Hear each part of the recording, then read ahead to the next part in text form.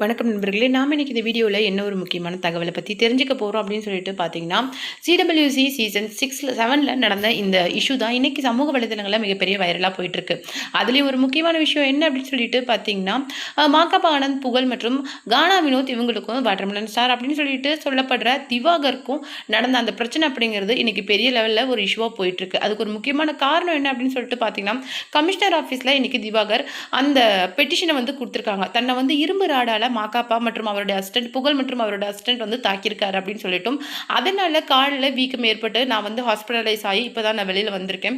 கண்டிப்பாக வந்து என்னை வந்து அவங்க அடித்து அவமானப்படுத்துறதுக்காக மன்னிப்பு கேட்டே ஆகணும். மன்னிப்பு கேட்கணுங்கிற ஒரே விஷயத்துக்காக தான் நான் இவ்வளோ தூரம் போராடிட்டு இருக்கேன் அப்படிங்கிற மாதிரி சொல்லியிருந்தாங்க.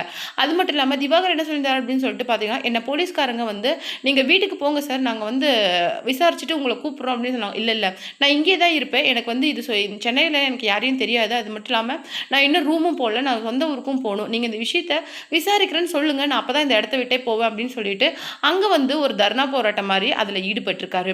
இந்த வகையில் இந்த விஷயத்தை பற்றி ரியாக்ட் பண்ணி நம்ம சீசன் 6ஓட ஒரு star contestant as well as வந்து டைட்டில் வின்னரான ராஜு வந்து இந்த விஷயத்துக்கு ரியாக்ட் பண்ணி பேசியிருக்காரு. அவர் என்ன சொல்லியிருக்காரு அப்படிங்கிற விஷயத்தை தான் நம்ம இந்த வீடியோவில் டீட்டெயிலாக பார்க்க போகிறோம். வீடியோக்குள்ளே போகிறதுக்கு முன்னாடி நீங்கள் நம்ம சிபி ட்ரெண்டிங்க்கு புதியவராக இருந்தால் மறக்காம நம்ம சேனல் சப்ஸ்கிரைப் பண்ணி ஃபாலோ பண்ணிக்கோங்க. வாங்க வீடியோக்குள்ளே போகலாம்.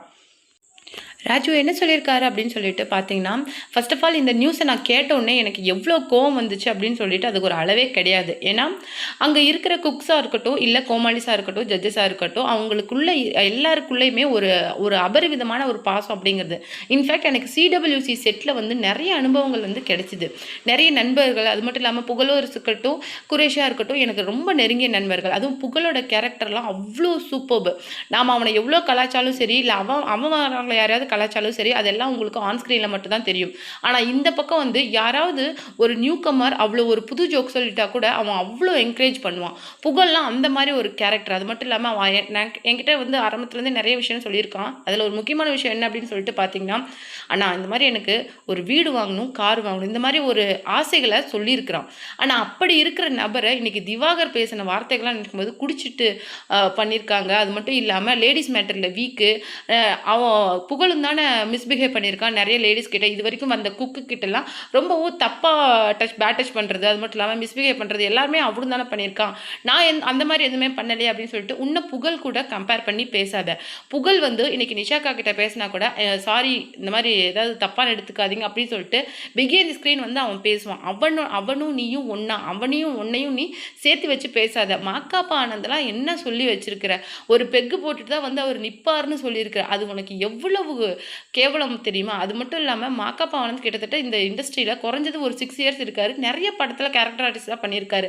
அப்படி ஒரு சொசைட்டியில் ஒரு நல்ல பேரோடு இருக்கிற மனுஷனை நீ ட்ரெண்ட் ஆகணும் அப்படிங்கிற ஒரே சுயநலத்துக்காக பேசுறது அப்படிங்கிறது ரொம்பவும் அருவருப்பாக இருக்குது கேட்கறதுக்கே. குரேஷ் கிட்ட நான் இந்த விஷயத்தை பற்றி பேசும்போது குரேஷ் என்கிட்ட என்ன அப்படின்னு சொன்னா அப்படின்னு தெரியுமா, எனக்கு வந்து ஜிடபிள்யூசி செட் வந்து ரொம்ப சூப்பராக இருக்கும் ராஜு, நீ வந்து என்னையா இப்படி பண்ணி வச்சிருக்கிறான் அந்த திவாகர் அப்படின்னு சொல்லிட்டு அவன் என்கிட்ட கேட்கும்போது, எப்படி அதெல்லாம் விட்டு வச்சிருக்காங்க, இன்னுமாடா சேனல் சைட்லேருந்து எந்த ஆக்ஷனும் எடுக்கல அப்படின்னு சொல்லிட்டு நான் அவன்கிட்ட கேட்கும்போது, சேனல் இந்த விஷயத்தை கண்டுக்காமல் இருக்கிறதுனால தான் இவன் இந்த அளவுக்கு ஆட்டம் போட்டுட்டு இருக்கான். அவங்க அந்த வீடியோ ஃபுட்டேஜை மட்டும் சப்மிட் பண்ணினாங்களா இவனுடைய ஆட்டம் வந்து க்ளோஸ் ஆகிடும். அது மட்டும் இல்லாமல் அறந்தாங்கி நிஷா கிட்ட இவர் பண்ணின அந்த சில்மிஷங்களை அவங்களே வந்து வீடியோ பதிவாக வெளியிட்டிருக்காங்க. அது மட்டும் இல்லாமல் விசாரணைக்கு தானும் சரி, அங்கே இருக்கிற வந்து எல்லா லேடிஸும் ஒத்துழைப்பாங்க அப்படிங்கிற மாதிரி விஷயத்தையும் சொல்லியிருக்காங்க. நாளுக்கு நாள் வந்து அங்கே இருக்கிற செஃப்பாக இருக்கட்டும், குக்ஸாக இருக்கட்டும், இந்த விஷயங்களை பற்றி வெளிப்படையாக பேசிட்டு வராங்க. அப்படி இருக்கிற நிலைமையில் நீ பண்ணின இந்த அசிங்கத்தை வந்து எந்த அளவுக்கு நீ மூடி மறைச்சி பேசிகிட்டு இருக்க.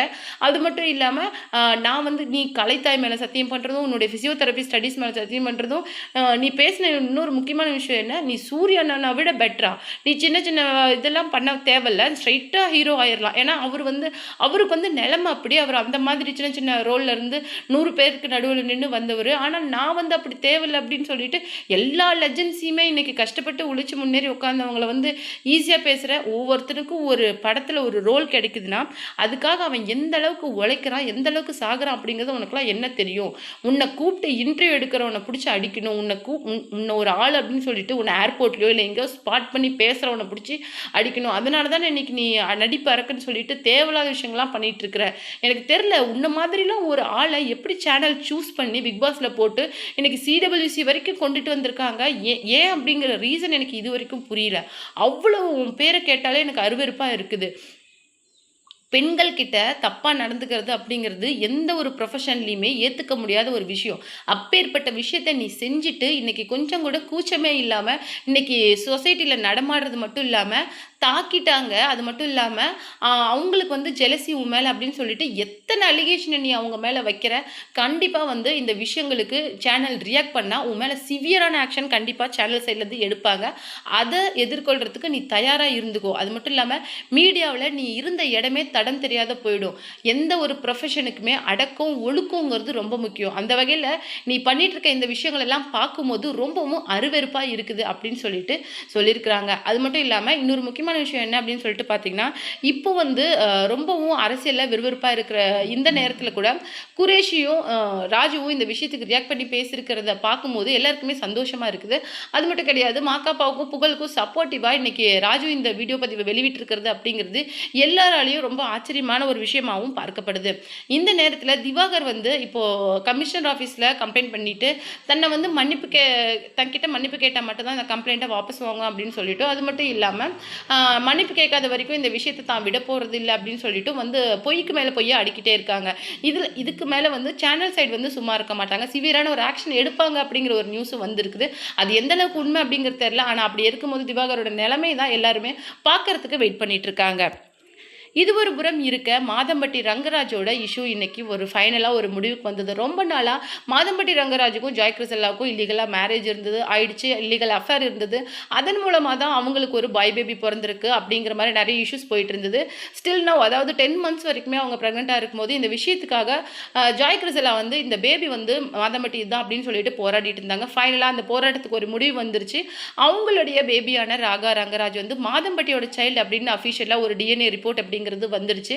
அந்த வகையில் இவ்வளோ பெரிய இஷ்யூ போயிட்டு இருக்கும்போது ஸ்ருதி ரங்கராஜ் என்ன பண்ணியிருக்காங்க அப்படின்னு சொல்லிட்டு பார்த்தீங்கன்னா, தன்னுடைய மொத்த ஃபேமிலி அதாவது மாதம்பட்டி ரங்கராஜ் தன்னுடைய பசங்க அப்படி ஃபேமிலி அப்படின்னு சொல்லிட்டு எல்லாரோட கோயிலுக்கு போயிட்டு வந்து அந்த வீடியோ பதிவை ஷேர் பண்ணியிருக்காங்க. என்னுடைய கணவரும் நானும் நெருக்கமாக தான் இருக்கிறோம். எங்களுக்கு நடுவில் எந்த விதமான பிளவையும் யாரையும் ஏற்படுத்த முயற்சி பண்ணாதீங்க. அப்படி முயற்சி பண்ணால் தோத்து தான் போவீங்க அப்படிங்கிற மாதிரி ஒரு குவாட் கொடுத்துருக்காங்க. அது மட்டும் கிடையாது, மாதம்பட்டி ரங்கராஜ் வந்து ராகா ரங்கராஜோட எல்லா விஷயங்களையும் தான் ஏற்றுக்கிறதாவும் அவரை தன்னுடைய சன்னாவும் இன்னைக்கு மாதம்பட்டி ரங்கராஜ் ஏற்றுக்கிற விஷயம் தான் இன்னைக்கு இணையதளங்களில் ரொம்பவும் வேகமாக போயிட்டுருக்கு. அது மட்டும் இல்லாமல் ஜாய் கிறிசெல்லா நீதி வென்றுச்சு, ஒரு பெண் நினச்சா ஒரு விஷயத்த அவ்வளோ சீக்கிரம் சாதிச்சு முடிக்க முடியும் அப்படிங்கிற விஷயத்துக்கு நான் ஒரு எடுத்துக்காட்டாக இருக்கிறது நினச்சா எனக்கு சந்தோஷமாக இருக்குது.